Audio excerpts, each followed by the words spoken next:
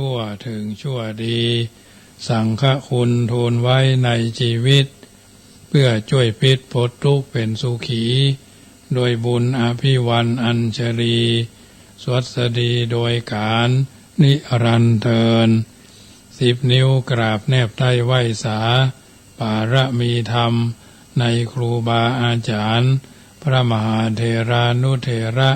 ท่านเจ้าคณะพระสังฆาธิการทุกรูปทุกตนขอความสุขความสวัสดีในธรรมะแห่งองค์สมเด็จพระสัมมาสัมพุทธเจ้าจงมีแก่บรรดาสาธุชนคนดีทุกคนทุกท่านที่ได้มีโอกาสเปิดวิทยุรับฟังรายการเสียงธรรมก่อนรับตาตั้งสถานีวิทยุเพื่อการศึกษาพระพุทธศาสนาและวัฒนธรรม FM ความถี่104.50 เมกะเฮิรตซ์วัดฝ่ายหินตำบลสุเทพอำเภอเมืองจังหวัดเชียงใหม่เมตตาในท่านพระครูสมุวิสุวัฒน์วรกิจโจท่านเจ้าอาวาสท่านผู้อำนวยการสถานีวิทยุคืนนี้และเฟซบุ๊กไลฟ์สดส่วนแห่งปรริญญาเอกวัดราชดำเนินรายการบรรยายธรรมะโดยอาตมาภาพพระมหาประสิทธธรรมาภินันโทวัดจังกำตำบลมะกอกอำเภอป่าซางจังหวัดลำพูนเผยแผ่ธรรมในนามของคณะสงฆ์หน่วยอบรมประชาชนประจำตำบลมะกอกหน่วยเผยแพร่ศีลธรรมของกรมการศาสนากระทรวงวัฒนธรรมเบอร์โทรศัพท์061-547-6539 น้อมนำเอารายการนี้มาอุเอิญเจริญพรกับบรรดาท่านสาธุชนทุกคนทุกท่านทุกวันเวลา5 นาทีถึง2 ทุ่มโดยประมาณทางวิทยุที่ท่านทั้งหลายกำลังฟังอยู่นี้รายการเสียงธรรมก่อนรับตาก็เป็นส่วนหนึ่งนำเอาอรรถธรรมคำสอนเบื้องต้นนี้ก็นำพาญาติโยมสวดโยโกห้องกับพระไหว้พระน้อมนมัสการพระรัตนตรัยพระแก้วเจ้า5 โกฏากเป็นลำดับไปเป็นประการแรกต่อไปก็สวดมนต์แล้วก็บรรยายธรรมะเป็นลำดับไปกราบ1กราบ2กราบ3กราบ4กราบ5อะระหังสัมมาสัมพุทโธภควาพุทธังภควันตังอภิวาเทมิกราบสวากขาโตภควตาธัมโมธัมมังนะมัสสามิกราบสุปฏิปันโนภควโตสาวกสังโฆ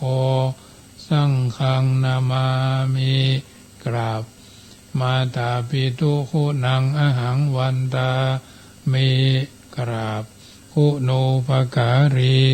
วันตามิกราบพระพุทธกราบพระธรรมกราบพระสงฆ์กราบระลึกถึงคุณพ่อคุณแม่กราบระลึกถึงคุณของครูบาอาจารย์ต่อไปก็โยขันแก้ว5 โกฏากโยสันนิสิโนวระโพธิมูเลมาลังสะเสนังมหันติงวิจโยสัมโพธิมากันจิงวะอนันตัญญาโนโลกุตตโมตังปนามามิบุตังอตังกิโกอริยปัตโตจะนานังโมคขปเวสายาอุจุกามะโคอายังสันติกโรตุตัสโสนโยปานิยานิโกตังปนามามิธัมมังสังโฆวิสุทโธวราตกินโยสันตินทริโยสัพพมราปะหิโนอุเนหิเนเกหิสมิติปัตโตอนาสโวตังปันนามามิสังฆังนามามิพุทธังคุณสากรันตังนามามิธัมมังมุนิราชเตสิตังนามามิสังฆังมุนิราชสาวกังนามามิกัมมตานังนิพพานาติกัมโมปะยังนามามิกัมมทานาทายกาจาริยังนิพพานามากุเตสกังอัจจโยโนพันเตอัจจกมายะถาภรังยะถามูระหังยะถาอากุสลังเยมะยังบุตตธรรมสังฆกัมมทานาทายกาจาริยาสังฆเตสุปัญจรัตเนสุอธิเทวา ปัจจุปันเนวาวิวายะทิวาระโหวากายเยนวาวาจายาวามนาสาวาภมตานาการวามะการิมาเตมะยังอัจจยังอัจจยโตทิสวายตาธัมมังปฏิกโรมาเตสโนปันเตพุทธาธิรัตนาปัญจกังอนุกัมปังอุปาทายะอัจจยังอัจจยโตปฏิกนันโตข้ามันโตอายติงสังวรยามาอายติงสังวริสามานาปุเนวังปฏิการิสามาพุทธปูจามหาเตจาธรรมปูจามหาปัญญาสังฆปูจามหาราภาปูจาระเหปูจายโตอุเทยทิวาสาวะเกปปัญจสามาธิกันเต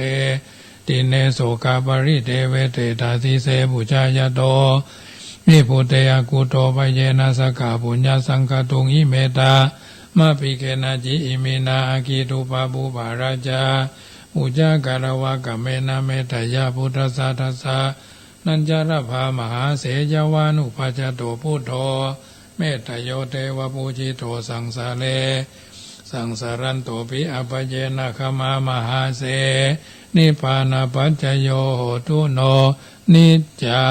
งนะโมตัสสะภะคะวะโตอะระหะโตสัมมาสัมพุทธัสสะนะโมตัสสะภะคะวะโตอะระหะโตสัมมาสัมพุทธัสสะนะโมตัสสะภะคะวะโตอะระหะโตสัมมาสัมพุทธัสสะพุทธังสรณังกัจฉามิธัมมังสรณังกัจฉามิสังฆังสรณังกัจฉามิทุติยัมปิพุทธังสรณังกัจฉามิทุติยัมปิธัมมังสรณังกัจฉามิทุติยัมปิสังฆังสรณังกัจฉามิตติยัมปิพุทธังสรณังกัจฉามิตติยัมปิธัมมังสรณังกัจฉามิตติยัมปิสังฆังสรณังกัจฉามิสารณกัมมานังพุทโธสัพพัญโยทายาโนธัมโมโรกุตโรนาวาสังโฆมะคาบระโตจาอิเจตารัตนะทยังเอตัสสะอนุภาเวนะสัพพะอันตรายโยวินาสันตุโนนะโมเมสัพพะพุทธานังตัวติงสาวะระลักขโนตันังกโรมหาวิโรเมทังกโรมหายโสสารนังกโรโลกาหิโตอิปังกโรจุตินทโรโกนัญโยจนะบะโมโหมังกโลปุริสาสัพโพสุมโนทีโลเลวะโตรติวัฒโนโสภิโตคุณสัมปันโนอโนมัตสียานุตโมปทุโมโรกปัจโจโตนารโตวรสารถิปทุมุตตโลสัทธาสาโลสุเมโทอากาปุกาโลสุจโตสัพพโรกโกปิยตัสสีนาราสัพโพอัฏฐตัสสีกโรณิโกธรรมัตตัสสีธัมโมนุโทสิทธัตโตอัสสโมโลเกติโสจวัตตังวโรพุโสจะปวโรพุทโธวิปัสสิจาอนุปโมสิกิสัพพาหิโตสัตตเวสัพโพสุขาดายโกกะกุสันโตสัตตวะโหโกนาคมโนรานัญจโหกัสสะโพสิริสัมปันโนโกตโมสักยะปุงกโวอัฏฐวิสติสังฆตาอิเมพุทธามหิติกากรุณาคุณาสัมปันนาสัพพโรกาภิปุจิตวะเอเตทัสสะปะราพุทธาอุตตมากาบุกาลาเตปิสังฆคุณาสุงปีติเยอามาตังปัตังเอเตพุทธาติตาจมังคาราหุนติสัพพตาทวิสติเมพุเตอาวันตามิสัพพตาเตสังยาเนนะสีเลนะคันติเมตตาปเรนะจเตปิโนอนุรักขันตุอโรขเยนะสุเขนะจอัตตวิสติเมพุเทโยนโรสารนังกโตกปานิสัตตาสหัสสานิทุกขติงโสนกจันติอัฏฐวิสติพุทธปริตังยานิทัพพุทธานิสมาคตานิภูมานิวายานิวะอัตตริเกสัพเพวะพุทธาสุมานาภวันตุอาโทปิสกัจจสุนันตุภาสิตังนัสมาหิพุทธานิสาเมธาสัพเพเมตังกโรธามนุสียาปัจจายทิวาจารโตจหารันติเยภริงทัสมาหิเนราคตาปมาตายังกินชีวิตังอิทาวาหุรังวาสักเขสุวายังรัตนังปณิตังนาโนสมังอธิตถาคเตนะอิตัมปิปุเตรัตนังปณิตังเอเตนะสัจเจนะสุวัติหนตุขยังวิราคัง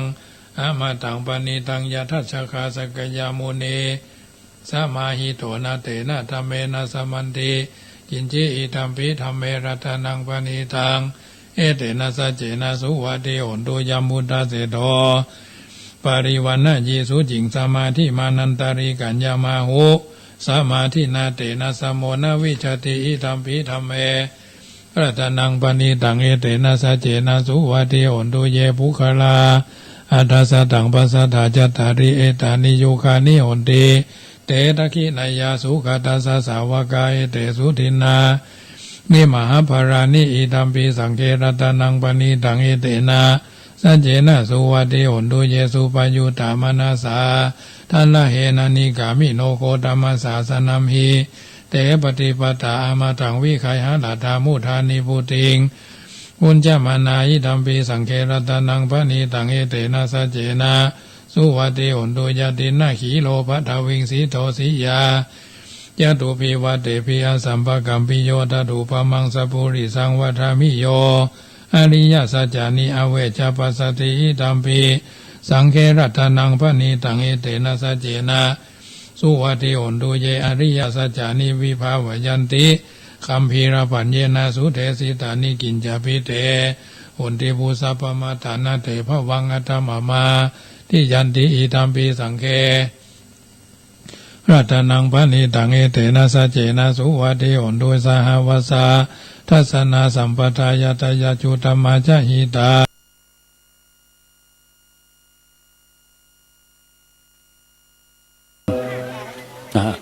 ครับ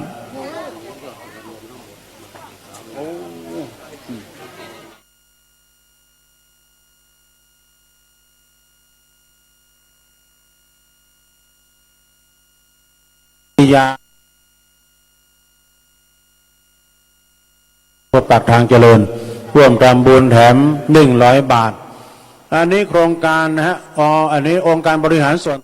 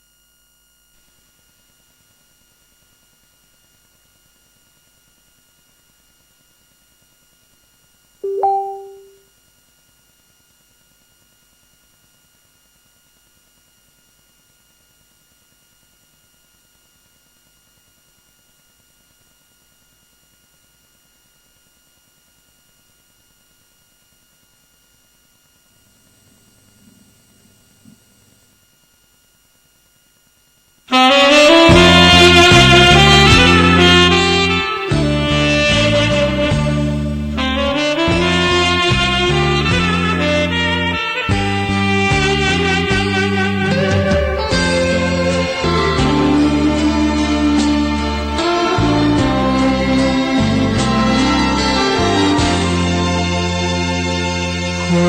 ดีที่พุทธองค์ท่านตรัสชี้แจงแจ่มชัดคือคนสังคมต้องการจะอยู่ที่ไหนสังคมสดใสชื่นบานช่วยกิจการสังคมมนุษย์เจริญความดีทางของสัตบุรุษขอเจริญพรบรรดาญาติโยมที่รอท่าดาวฟังเนาะเนื่องจากเครื่องดับอาจจะได้สวดรัตนสูตรใหม่เนอะตั้งใจฟังใหม่เนาะยานีทาภูตานิสมาคาตานิภูมานิวายานิวาอัตาริเขสเปวะภูตาสุมานาภวันตุอาโถปิสกจาสุนันตุทาสิตังทัสมาหิภูตานิสาเมธาสเปเมตังกโรธามานุสิยาปัจจายะทิวาจารโตจะหารันติเยภริงทัสมาหิเนรคาธาอาปมัตตายังขินจีวิตังอิทวาหุรังวาสเกสุวายังรัตนังปณิตังนาโนสมังอธิตตาคเตนาอิตัมปิพุเทรัตนังปณิตังเอเตนะสัจเจนะสุวัติโอนตุยะขยังวิราคังอมตังปณิตังยะทัชคาสกยามุนีสมาหิโตนะเตนะธัมเมนะสัมมันติกินจีธัมปิธัมเมรัตนังปณิตังเอเตนะสัจเจนะสุวัติโอนตุยัมพุทธเสโธปริวันนะเยสุจิงสมาธิมานันติระกัญญามาหุสมาธินาเตนะสโมนาเวจติธัมปิธัมเมรัตนังปณิตังเอเตนะสัจเจนะสุวัติโอนตุเยปุคราอัตตสตังปัสสทาจตาลิเอตานิยุคานิหนติเตทักขินายาสุขตาสาวกาเอเตสุตินานิมหาภารานิอิตัมปิสังเครัตนังปณิตังเอเตนะสัจเจนะสุวัติโอนตุเยสุปยุตตามนาสาธนาเหนะนิกามิโนโคธรรมศาสนามิเตปฏิปตาอมตังวิกายะรัฐามุทานิภูติงพุญชมานาอิตัมปิสังเครัตนังปณิตังเอเตนะสัจเจนะสุวัติโอนตุยตินาขีโลปัทวิงสิโตสิยาจตุปิวะเตปิยสัมปกรรมปิโยตถุปมังสปุริสังวัฏามิโยอริยสัจจานิอเวจาปัสสติอิตัมปิสังเครัตนังปณิตังเอเตนะสัจเจนะสุวัติโอนตุเยอริยสัจจานิวิภาวะพันวิภาวยันติคัมภีลปัญเยนะสุเตสิตานิอินจาปิเตหุนติปุสัพพมาทานาเตภวังอัตมาทิยันติอิตัมปิสังเครัตนังปณิตังเอเตนะสัจเจนะสุวัติโอนตุสหวสาทัสนาสัมปทายตยาจุธรรมาจาหิตาภวันติสักกายทิทิวิจิกินจิสัญจาศีลพัตังวาปะศีลพัตังวาปิยทัติกินจิจตุหะปาเยหิจาวิปมุตโตชะจาพิธานานิอาภโภกตุงหิตัมปิสังเครัตนังปณิตังเอเตนะสัจเจนะสุวัติโอนตุกินจาปิโสกัมมังกโรติปาปะกังกายเยนะวาจายุทธเจตสาวาอาภโภโสตัสสะปฏิจจตายะอาภปตาทิฏฐปัสสะวุตตาอิตัมปิสังเครัตนังปณิตังเอเตนะสัจเจนะสุวัติโอนตุวานะปะคุมเพยถาภูสิตะเคขิมานามาเสปัตตมัสสมิงคิเมตตุปมังธรรมวรังอเตสเยนิพพานาคามิงปรมังอิตายาอิตัมปิสังเคอิตัมปิพุทเทรัตนังปณิตังเอเตนะสัจเจนะสุวัติโอนตุวโรวรัญโยวรโทวราหะโรอนุตตโรธรรมวรังอเตสเยอิตัมปิพุทเทรัตนังปณิตังเอเตนะสัจเจนะสุวัติโอนตุขีนังพุรานังนาวังนาทีสัมภวังวิรัตจิตายติเกภวัสสมิงเกหินาเพ ปีจาวิรุณาหิจันทานิปันติทีลายะดายัมปฏิโปอิธัมปิสังเคลตานังปานิตังเอเตนะสัจเจนะสุวัติโหนตุยานิทัพพุตานิสมาคตานิภูมานิวายานิวะอัตตาลิเกตถาคตังเทวามนุสปุจิตังพุทธังธัมมังสังฆังนามาสามาสุวัติโหนตุรัตนาสุตังสวาธุสวาธุพระปัญญาปารามี30ทัศสวาธุพระปัญญาปารามีวัดแวดล้อมวิริยะปารามีอ้อมระวังดีศีลปารามีบังหอกบังดาบเมตตาปารามีผ่าแพ้ทางผืนตาหน้าปารามีเป็นผืนดังต่ออุเบกขาปารามีก็เป็นเวียงสัจจะปารามีแวดละวังดีเป็นไม้ไตรคันธีปารามีกายเป็นหอกเป็นดาบบางนาไม้ได้ปืนไฟอดีตาหน้าปารามีพันดาบไฟทุกแห่งแข็งแข็งแห่งแห่งป่าฝูงหมู่มารพีสางใบเพศทุกตะเวพบที่พังภายนี้นั่งทอนั่นนี้อัศจรรย์โสสาเหมือนฝันอยู่ข้างๆน้ำนาทีน้องกวางต่อกวางแตกตีฟองละนองระนอกกายเป็นเขาตอกดอกไม้ถวายปู่จ้าพาแก้วแก่นไทยสตันพระผู้ทางจุงมาภายโปรดอนุญาตโทษโปรดผู้ฆ่าแท้ดีหลีแม่ธรณีออกมาหีดมวยผมอยู่ที่ธาตุจังหายคายข้าจังงาซับดินพ่นน้ำนาทีลงพัดพายพอจ้างพายหักทุบเท้าพยามานห้องเอาปูนกัวกับยอมือขึ้นตนหัวใส่เกาผู้คานีเล่าได้ชื่อว่าลูกศิษย์พระพุทธเจ้าผู้มีบุญสมปานอันมากนักพระพุทธเจ้าจึงตั้งพระปัญญาปาลามีไว้เกาจันตั้งไว้ตั้งนาก็ได้เกาจันตั้งไว้ตั้งหลังก็ได้เกาจันตั้งแต่หัวแผ่วตีนก็ได้เกาจันตั้งแต่ตีนแผ่วหัวก็ได้เกาจันแสนวาลูกปืนจักมาเสมอเหมือนฝนแสนหาก็บ่มีมา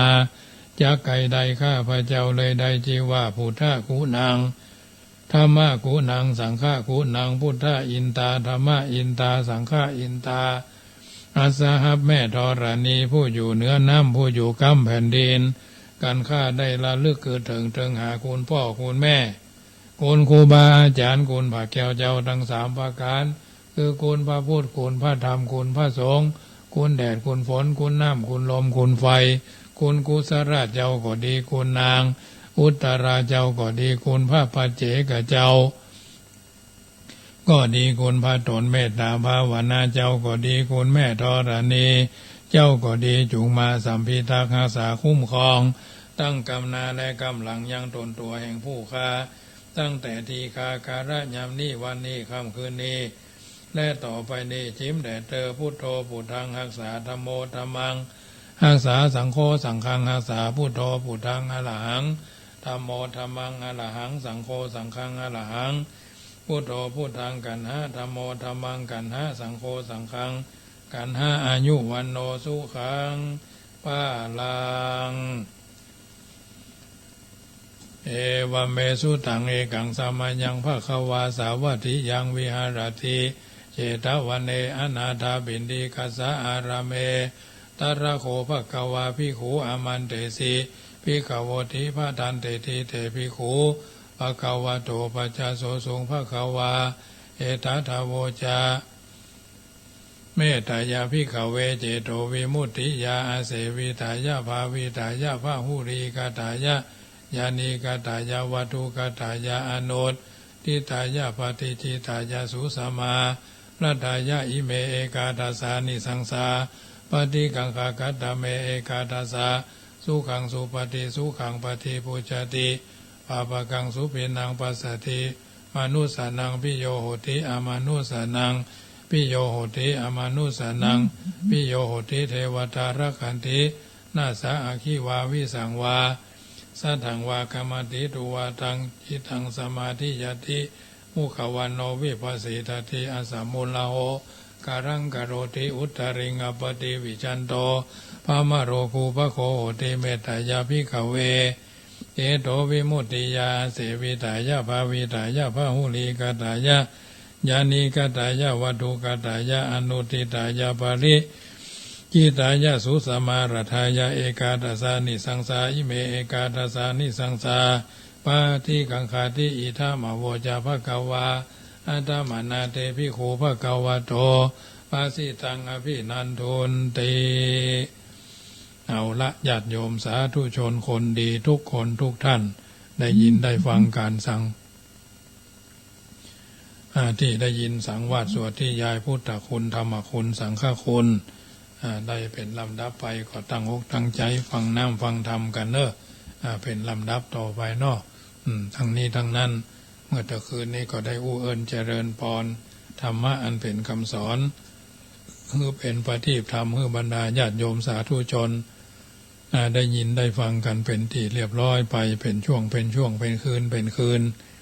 มีพระบาลีกล่าวเอาไว้บทหนึ่งว่าเมตตาวิหารีโยภิกขุปัสสันโน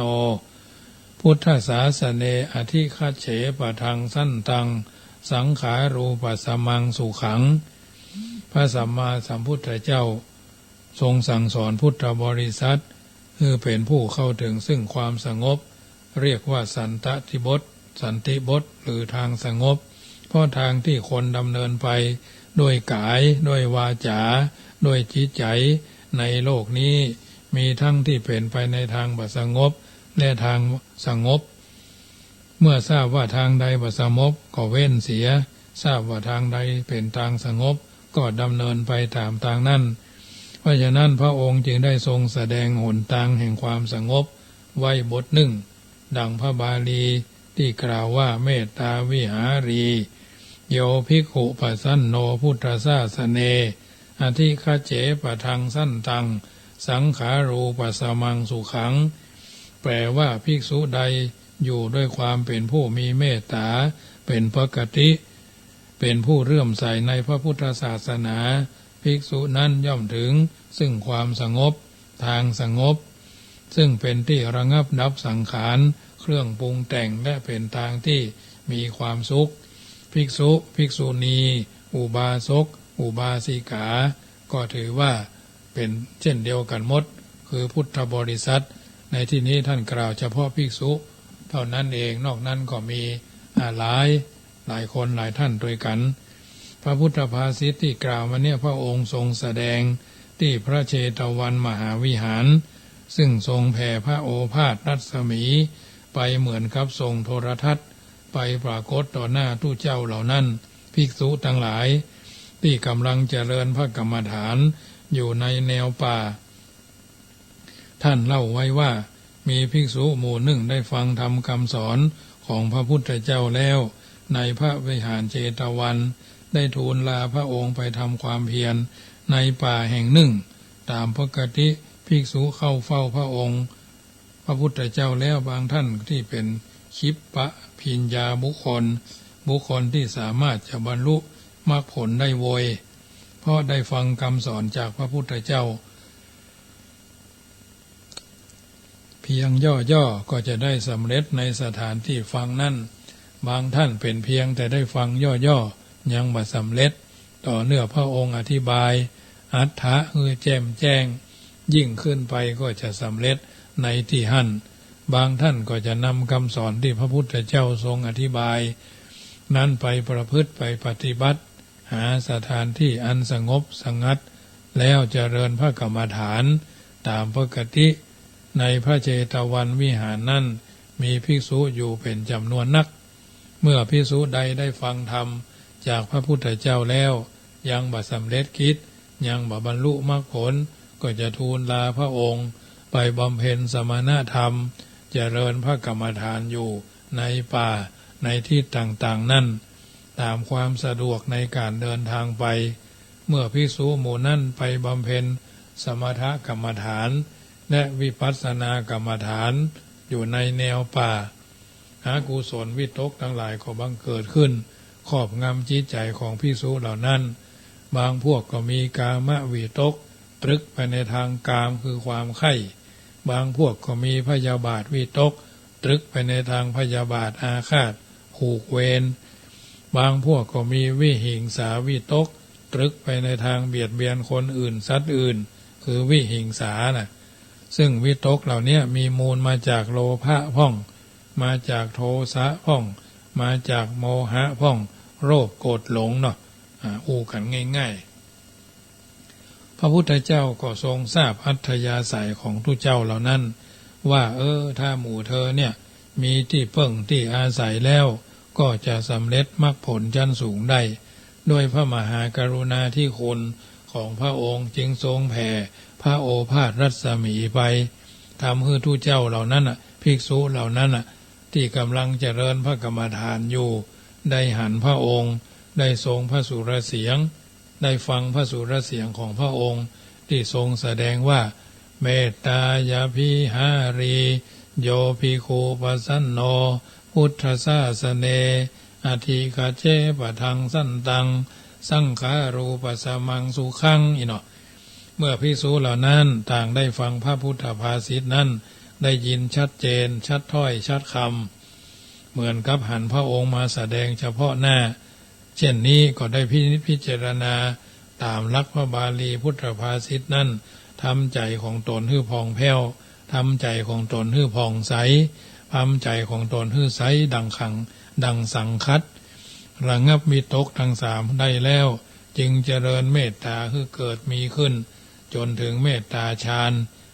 หรือที่ห้องกันว่าเมตตาเจโตวิมุตติความหลุดพ้นด้วยอำนาจใจที่ประกอบด้วยเมตตาจึงได้บรรลุมรรคผลเป็นพระอริยบุคคลในพระพุทธศาสนาเพราะอยู่ด้วยเมตตาตามหลักที่พระองค์ทรงสั่งสอนนั้น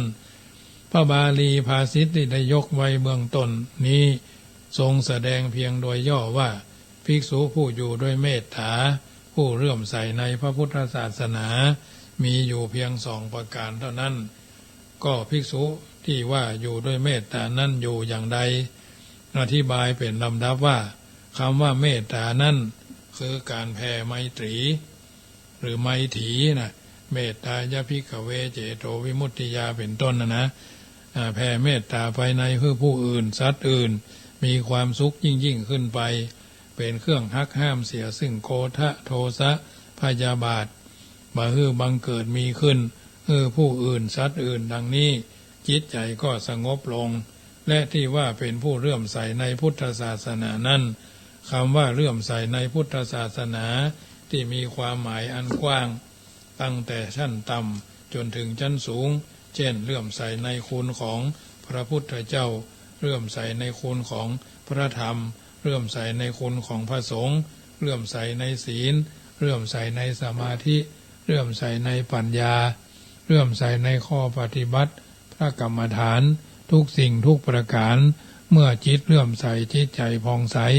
จิตน้อมไปในพระพุทธศาสนาเช่นนี้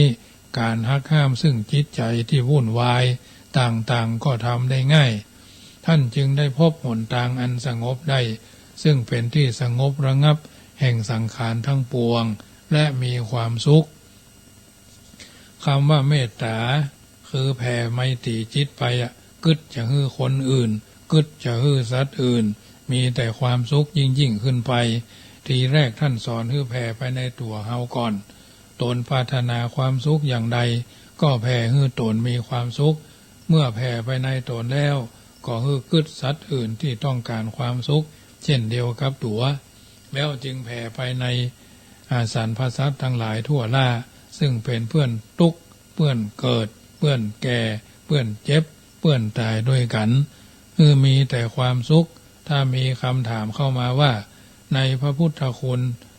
ที่ท่านย่อลงทำไมท่านบ่ใจพระเมตตาคุณท่านใจพระมหากรุณาคุณก็คือพระปัญญาคุณพระบริสุทธิคุณและพระมหากรุณาคุณส่วนพระเมตตาคุณบ่ได้กล่าวถึงคำนี้ก็จะต้องบริหารแก้ไขเฉลยว่าคำว่าเมตตากับกรุณาก็เป็นคำที่มีอัตคือความหมายใกล้เคียงกันกรุณาแปลว่าความหวั่นใจสะเทือนใจสงสารในเมื่อผู้อื่นมีทุกข์ต้องการให้พ้นจากทุกข์เมื่อต้องการให้พ้นจากทุกข์แล้ว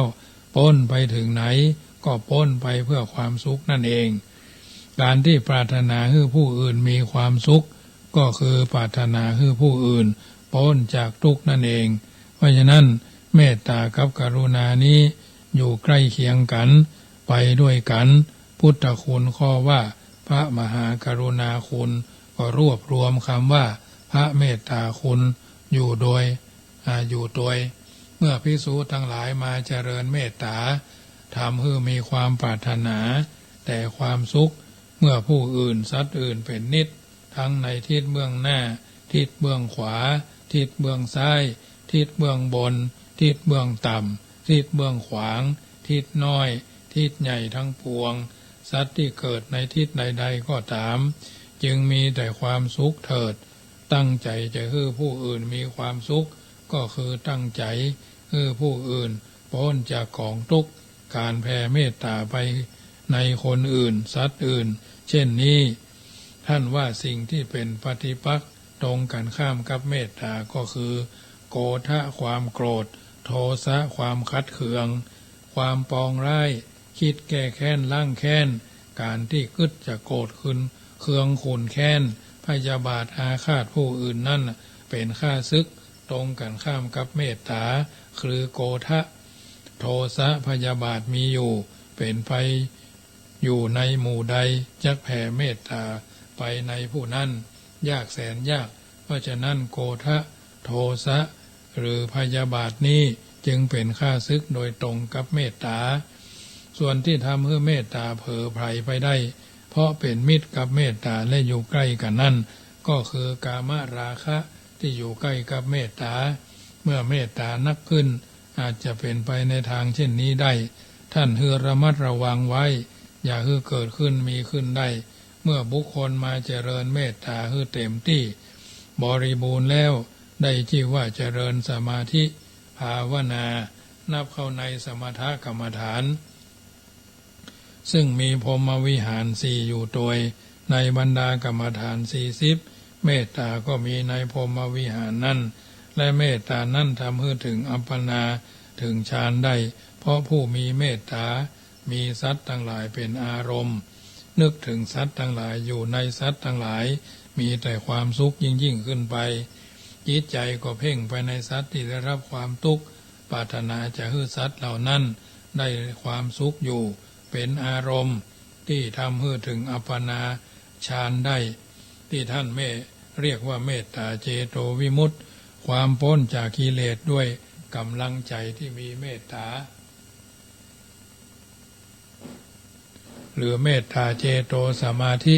เจโตสมาธิคือใจมีเมตตานั่งมั่นจิตใจก็จะมั่นคงแน่แน่วได้ง่ายเมื่อบุคคลมาเจริญเมตตาทำให้นักมีบริบูรณ์ก็เท่ากับเจริญพระกรรมฐานบทหนึ่งจิตใจก็สงบลงได้ยิ่งเป็นผู้เรื่มใสในพระพุทธศาสนาหันธรรมะคำสอนของพระพุทธเจ้าเป็นสิ่งที่ควรประพฤติควรปฏิบัติทั้งในส่วนศีลส่วนสมาธิส่วนปัญญาแล้วปฏิบัติตามโดยพร้อมด้วยแผ่เมตตาในสรรพสัตว์ต่างหลายบรรดาหนทางคือมรรคที่จะนำไปสู่ความวุ่นวายทั้งหลายผู้ที่เจริญเมตตาก็จะไปสู่ทางนั้นจะไปสู่หนทางที่เป็นทางสงบพระองค์จึงตรัสว่าอธิคัจเฉปะทังสั้นตังสังขารูปสมังสุขังแปลว่าภิกษุผู้มีเมตตาเป็นปกติอยู่ด้วยเมตตาเป็นผู้เรื่มใสในพุทธศาสนาดังกล่าวนั้น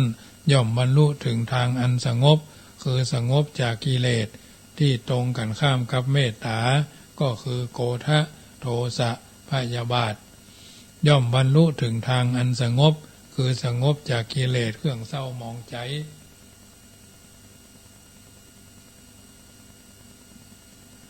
คือสงบจากกิเลสที่ตรงกันข้ามกับเมตตาก็คือโกฏะโทสะพยาบาทกิเลสเครื่องสายของเป็นสายของโกฏะโทสะนั้นสงบระงับลงได้ผู้ปฏิบัติเมื่อมาพิจารณาดูวันหนึ่งนั่นจิตใจเป็นทุกข์เพราะกิเลสส่วนไหน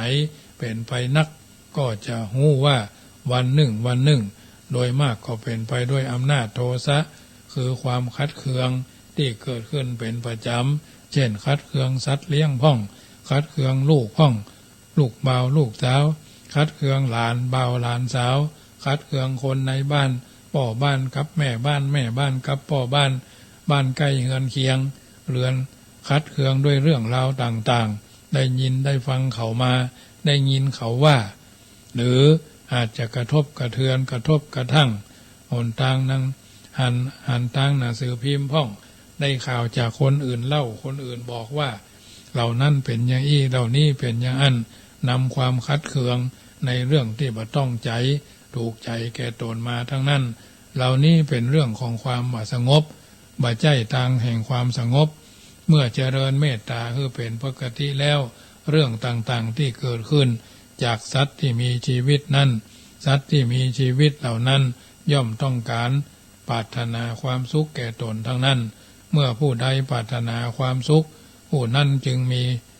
มีความสุขนั่นเตอะดังนี้พิจารณาอยู่ทำใจของตนอยู่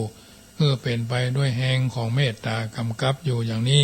จิตใจก็ถึงซึ่งเป็นเรื่องเครื่องสะเป็นที่เป็นเครื่องสงบหรือทางที่สงบจะเป็นที่เข้าไปสงบแห่งสังขารกำกับอยู่อย่างเนี้ยจิตใจก็ถึงซึ่งทางที่เป็นเครื่องสงบก็จะบำรุงบัดแต่งบุคคลนั้นต่อไป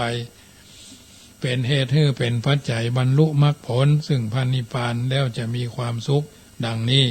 อันการแผ่เมตตาแม้จะบ่ถึงสังขารูปสมังสุขังที่ห้องกันว่าความสุขคือความสุข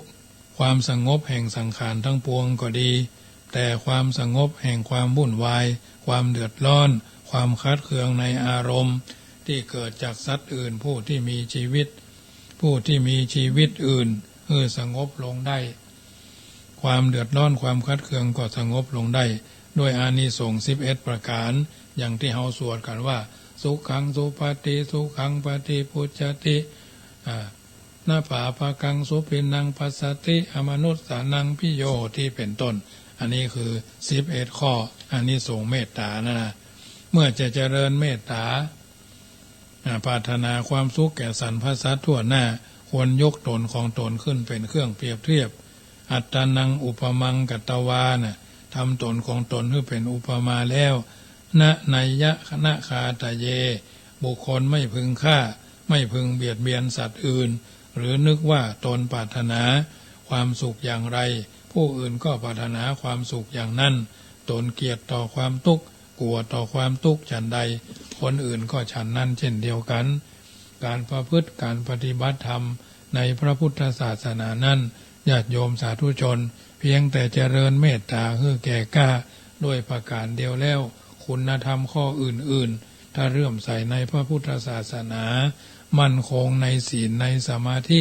ในปัญญาให้แก่กล้ายิ่งขึ้นก็จะถึงความสงบระงับถึงทางที่สงบระงับยิ่งขึ้นไป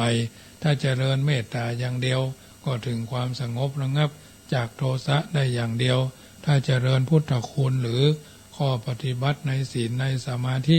ในปัญญาให้แก่กล้าบริบูรณ์ขึ้นก็จะถึงทางแห่งความสงบแห่งราคะโทสะโมหะอวิชชากิเลสได้ทั้งหมดซึ่งเป็นที่สงบระงับแห่งสังขารเมื่อนั่นแลจะได้ชื่อว่าเป็นความสุขอย่างยิ่งเป็นหนทางที่มีความสุขอย่างยิ่งพระพุทธเจ้าพระองค์ทรงรู้ทรงหันทางอัธยาศัยใจของประชาสัตว์ทั้งหลายแล้วจึงได้ทรงแสดงแนวพุทธภาษิตภิกษุทั้งหลายที่กำลังบำเพ็ญพระกรรมฐานนั่นเจริญเมตตาทำให้ใจเลื่อมใสในพุทธศาสนาระงับความกุศลวิตกทั้งหมดแล้วน้อมใจประพฤติปฏิบัติในศีลในสมาธิในปัญญาก็จะได้ถึงซึ่งบทคือหนทางอันสงบซึ่งเป็นที่สงบระงับแห่งสังขาร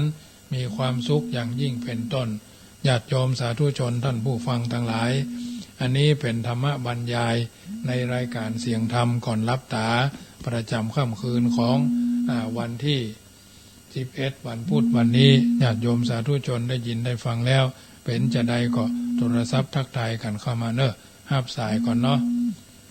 เจริญพรครับผมท่านอาจารย์มหาประสิทธิ์นะครับผม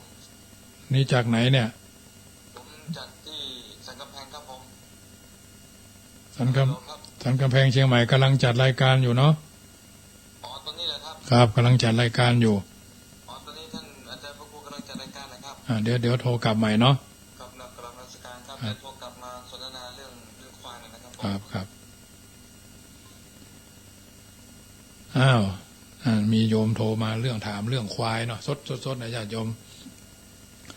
06154765390615476539โทรศัพท์กันเข้ามาได้อยู่จุดไหนมงใดโทรคนละน้อย2น้อยเนาะเหลือ10นาทีสุดท้ายก่อประชาสัมพันธ์เนี่ยวันที่13-14จะมีงานออกเมนพระราชทานเพลิงศพท่านอดีตเจ้าคณะอำเภอเมืองแม่ฮ่องสอนเนาะวัดผาอ่างเนาะท่านพระครูอนุชิตธุราธรเนาะสวัสดิ์อายุ62ปีพรรษา42อดีตเจ้าคณะอำเภอเมืองแม่ฮ่องสอนอดีตเจ้าวาดวัดผาอ่างจะได้พระราชทานศพในวันที่14เนาะ14ธันมกราเจริญพรแม่นิสสันทรายวัดศาลเจ้าท่านพระครูท่านนั้นท่านจะไปศพวันที่19ประจำศพศพอันศพท่านอันที่วัดพระบาทข้าวต้มหรือว่าวัดพระบาทอะไรอย่างละนั้นครูบาพันธ์กับวัดพระบาทห้วยต้มวันที่19เผาจะมาบ่ได้ไปจะไปอันวันที่13-14นี่ศพอำเภอเมืองแม่ฮ่องสอนเสา2นี่อันวัดป่าป่วยบ้านโฮงแล้วก็เสา9-30นี่วัดพุทธเอ็นอำเภอแม่แจ่มไม่นึกถึงเลยว่าท่านพระครูก็ไปได้ในต่างกับอันไปเจอท่านเช่นน้องปีแม่จะได้ร่วมทำบุญท่านมหาวิษณุเพิ่นไปเพิ่นเป็นศิษย์ท่านหรอเจ้าเพราะว่าไปจะพวกอันนี้รถจะใหม่ไปเจ้าไม่รีบที่แต่พวกครั้งนะครับแต่มาบ่ได้ไปทั้งพุ่นจะไปทำจริงส่วนต่างกันจะได้ร่วมทำบุญอันน่ะให้โคโตไว้จะร่วมทำบุญอะไรอย่างตัวเดียวเจ้าเดี๋ยวฝากใจฝากท่านถามว่าที่จะโน้ตได้กันได้ให้เพิ่นโอนมาก็ได้เจ้าแม่นิดสันทรายเชียงใหม่เพิ่นเข้าใจว่าจะไปวัดครูบาพันธ์วัดพระบาทห้วยต้มเพิ่นจะพระราชทานเพลิงศพในวันที่19เนาะครูบาพันธ์พระครูพินิจสารธรรมเนาะอดีตเจ้าวาดวัดพระพุทธบาทห้วยต้มซึ่งเพิ่นก็ตั้งศพแล้วล่ะจะพระราชทานเพลิงศพในวันที่19เนาะแต่อาตมาบ่ได้ไปวันที่20ถึงวันที่28ก็จะเดินทางไปกรุงเทพนะเดินทางไปกรุงเทพก็คงจะหลายวันเนาะสอบ25 26 27กลับมา28เจริญพรยายพรร้องบัวแดง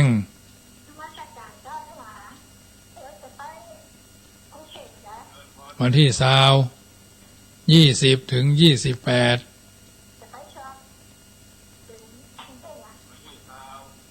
สอบมหาปรริญ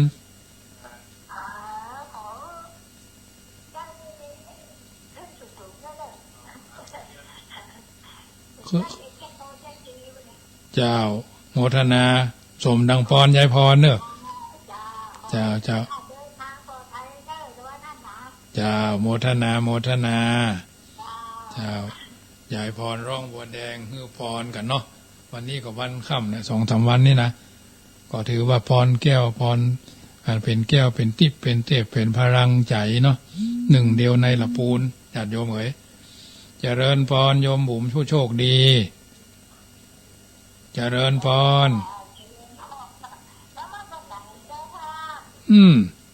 มาเจริญพรใส่กันอยู่เจ้ายังหลายวันเช็ดไว้เด้อเหรอทรายก็สำเร็จไปละยังอยู่ยังไม่ได้ไปเอาเถอะอยู่อันอุตรดิตถ์พวกเนี่ยยังไม่ได้ไปเอาเถอะเจ้าโมทนาเจ้าเจริญพรนะแม่สีต้นเพิงสารพีฮะเพิ่นจะเผาวันที่19